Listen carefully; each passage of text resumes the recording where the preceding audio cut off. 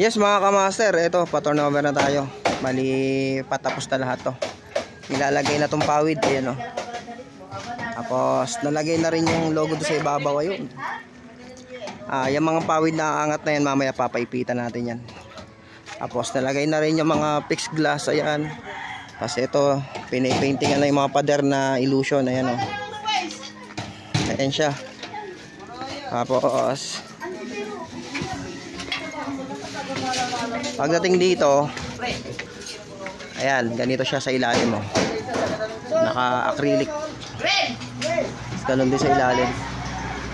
So ito na yung mga upuan, mga table, i-arrange natin mamaya lahat yan. Tapos yung mga upuan may mga design na ganyan, no? Kami na rin ang gumawa niyan.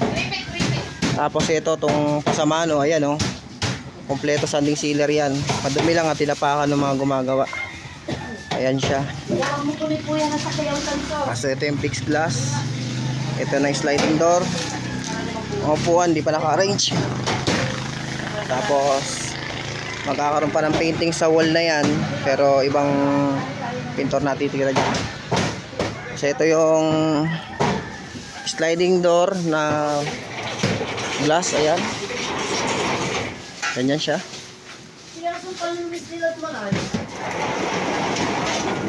Ayan. Sliding door, ayan.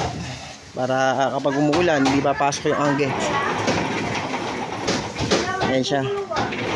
Kasi ito, ipapawid na rin lahat yan para maganda yung view rito kapag may mga customer. Tapos ito, ipapawid na rin ito mamaya. Kukumpletohin lahat yan. Bali, turnover tayo mamaya guys. Ayan na siya. Ito na yung kabuuan ng project na ginawa natin. Ayan, ayan siya.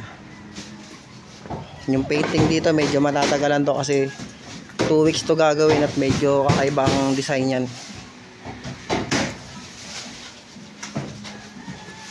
Mas lalagyan dito ng LED sa likod para magre-reflect. Ayan.